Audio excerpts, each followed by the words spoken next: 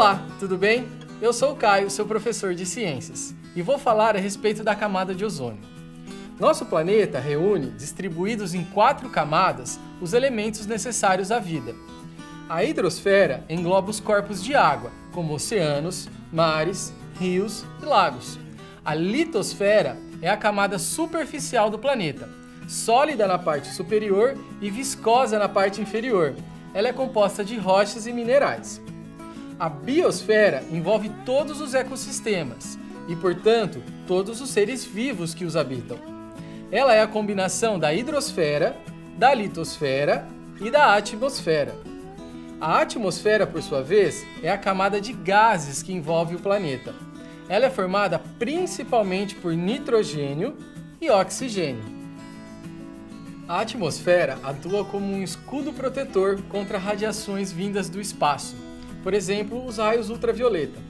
Ela também funciona como uma estufa, mantendo o calor próximo à superfície do planeta e impedindo a sua dissipação à noite. Na Lua, por exemplo, onde não há atmosfera, a temperatura pode variar de menos 233 graus Celsius à noite a 123 graus Celsius durante o dia. A atmosfera pode ser dividida da seguinte forma: troposfera. Estende-se do nível do mar até cerca de 7 a 17 km de altitude. Sua temperatura diminui cerca de 6 graus a cada 1000 metros de altura.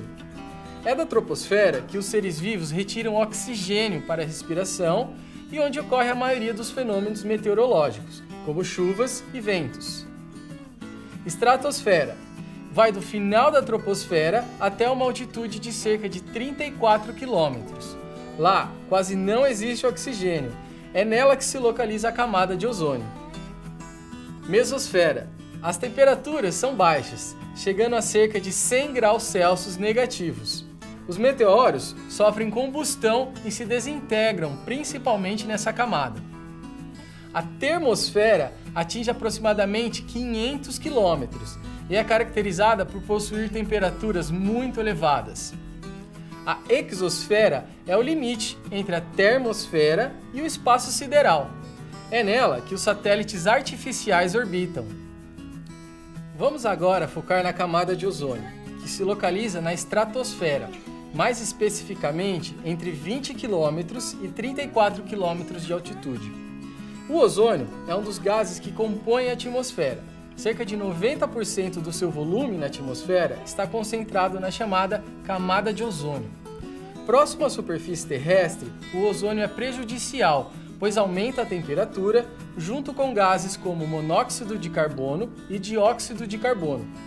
Porém, nas altas camadas da atmosfera, ele é essencial. Isso porque é o único gás que filtra a radiação ultravioleta do tipo B, também conhecida como UVB, que é emitida pelo Sol e é nociva aos seres vivos. Se a camada de ozônio fosse efetivamente reduzida, os raios UVB afetariam negativamente a capacidade de fotossíntese das plantas, contribuiriam para o derretimento das geleiras e dificultariam a manutenção da vida de diversos organismos na superfície terrestre. As consequências para os humanos incluiriam o aumento dos casos de catarata, alergias, câncer de pele e problemas do sistema imunológico. A camada de ozônio passa por processo natural de redução de tempos em tempos, quando afina, mas logo é reposta por reações químicas que produzem ozônio. Isso ocorre principalmente na região do continente antártico, por conta do extremo frio e da alta incidência de luz que propiciam essas reações. Atividades humanas passaram a desequilibrar esse processo pela emissão de clorofluorocarbonetos, conhecidos por CFC, presentes em aerosóis, na refrigeração de geladeiras e ar-condicionados. Os CFCs são gases compostos de átomos de cloro, flúor e carbono. Quando chegam à estratosfera, esses gases são decompostos pelos raios ultravioleta e o cloro resultante reage quimicamente com a molécula de ozônio, destruindo-a. E mais, reage com o átomo de oxigênio, o que impossibilita a formação de uma nova molécula de ozônio. Os CFCs podem permanecer ativos na atmosfera por um período de 80 a 100 anos. As emissões de CFCs contribuíram para criar um buraco na camada de ozônio, um grande problema ambiental. Não é exatamente um buraco. O que ocorre é a rarefação da camada, que fica mais fina e possibilita que mais raios ultravioleta atinjam a Terra. Na imagem, é possível ver a evolução desse fenômeno. Em 1987, procurando evitar um desastre, vários países assinaram o Protocolo de Montreal, que passou a vigorar em 1989. O objetivo desse documento é firmar um pacto para reduzir a emissão de substâncias que destroem a camada de ozônio. Desde então, os CFCs vêm sendo substituídos por gases que não agridem essa camada. Houve uma queda de aproximadamente 80% do seu consumo mundial e vários países pararam de fabricá-lo. Este selo indica que o produto não tem CFC.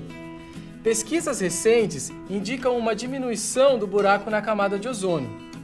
Os cientistas verificaram que, em setembro de 2015, comparado ao ano de 2000, houve uma redução de tamanho do buraco equivalente ao do território da Índia, ou seja, 4 milhões de quilômetros quadrados.